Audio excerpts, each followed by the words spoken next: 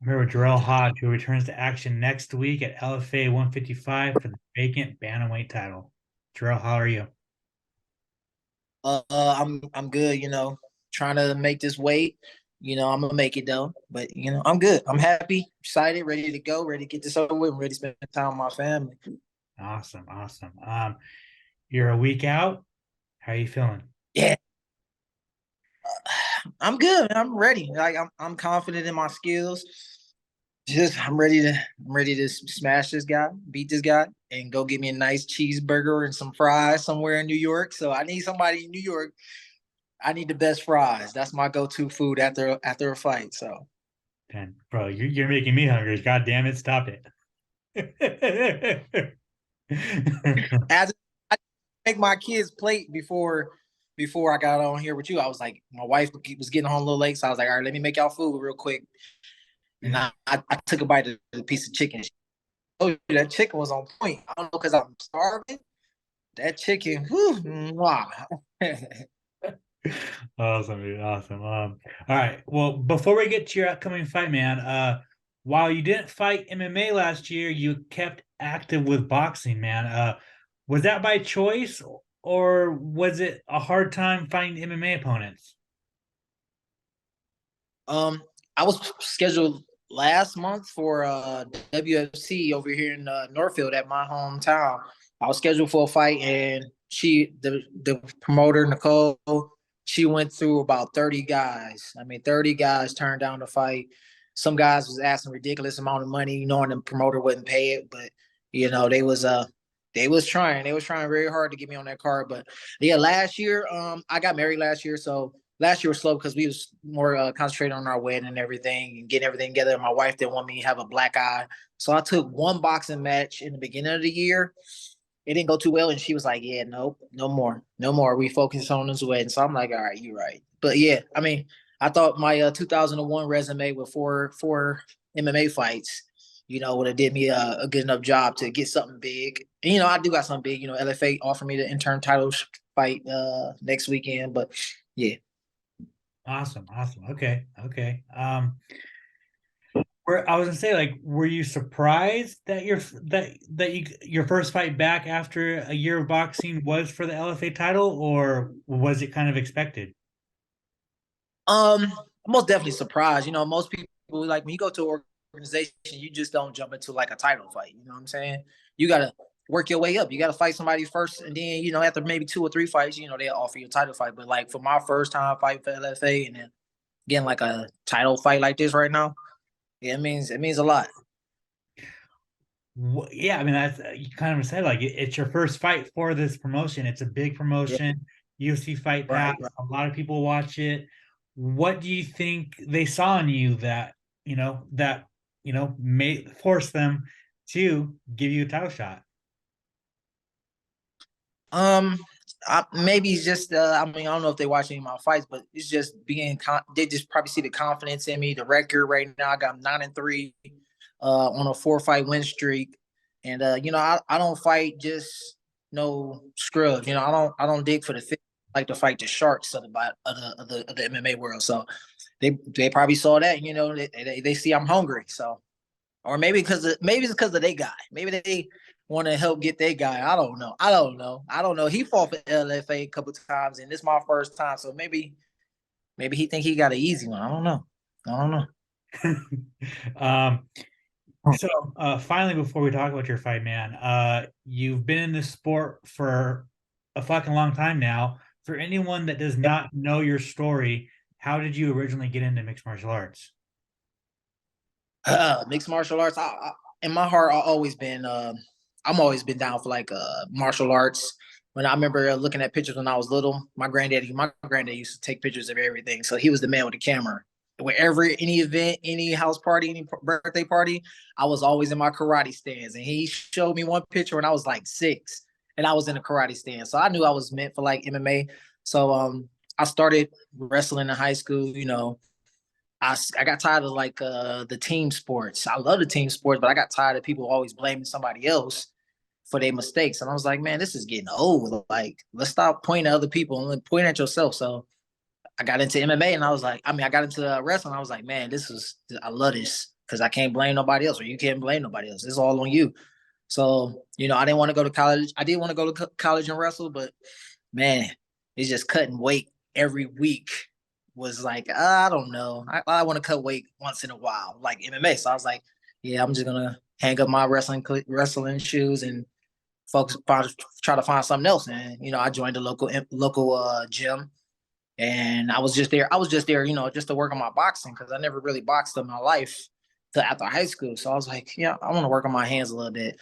So I was in there taking it was like a titles, like a Titans gym, just like soccer moms. They just hitting the bag, you doing like a cardio workout. And then my coach, Bill Duff, he was like, hey man, this promoter hit me up and said, we got some promotion going on and you want to fight? I was like, this always been on my bucket list. I said, yeah. My wife didn't like it.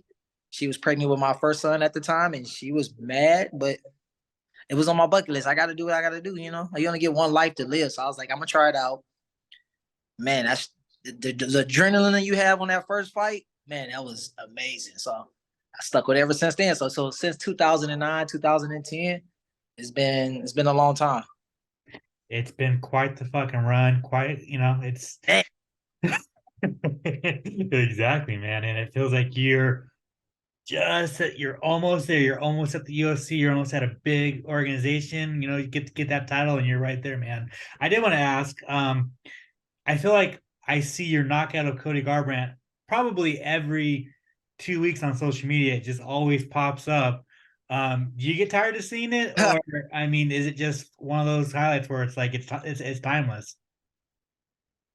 It's timeless. I'm getting tired of hearing about it. But I mean, that's what people know me as, the guy that knocked out Cody Garbrandt, which is cool, but like I'm ready to be up to the next level with Cody Garbrandt and everybody else in bantamweight division. So it's cool. It's cool. Thank you. I appreciate it. Awesome, awesome. All right, well, let's talk about it, dude. Fighting Rafael do Namisto. What do you think of the matchup? Nascimento. Um, yeah. However you pronounce his name, Rafael. I suck at pronouncing names. Um, it's gonna be a good fight. Um, it's gonna be a good fight. He's a good guy. He got a good record. I think he's 8-1 or something like that.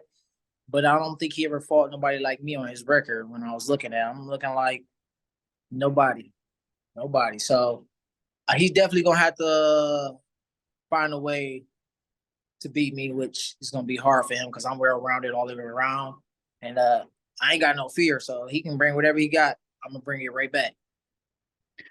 On paper, it's a very, very fun fight. Both of you guys come forward. Both of you guys always look for the finish, man. How do you kind of see this fight playing out, man? Like, do you think your boxing for the last 2 years, like your boxing career, so far is really gonna play a portion of this fight?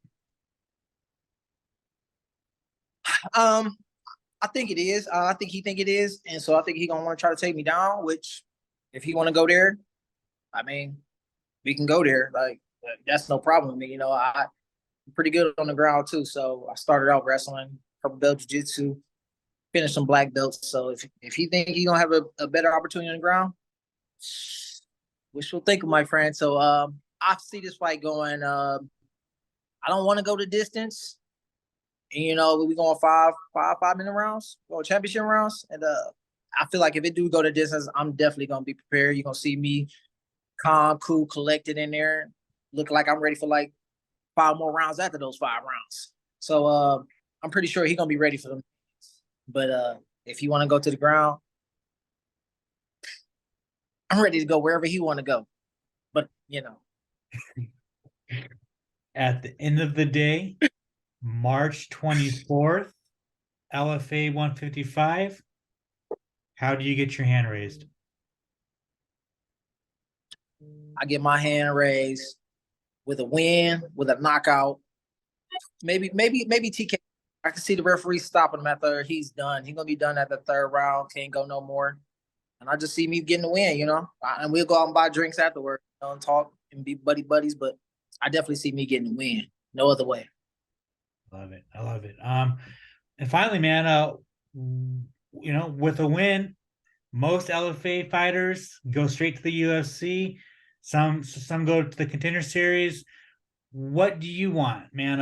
What do you want your 2023 to look like? Kind of like, what are some goals you're setting for yourself? Like, what do you see? Where do you see your path after this fight? After this fight, I see me getting a UFC contract and no last minute call ups. Give me a schedule. Say, Jerrell, you fighting in 2 months. We need you ready. I'm gonna be there. I'm gonna be ready.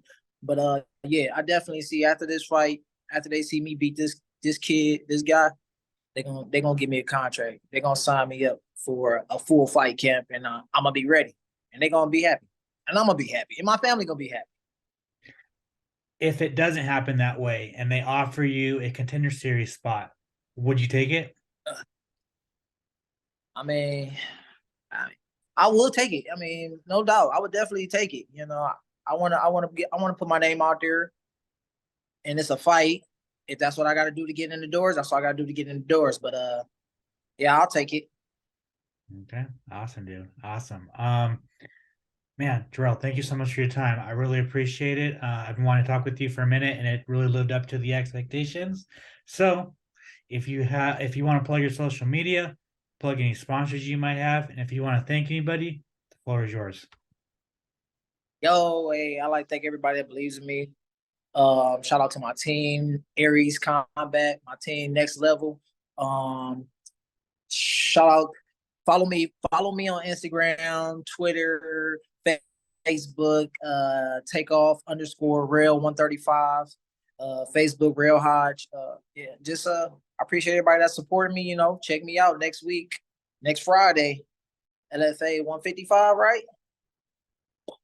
All right.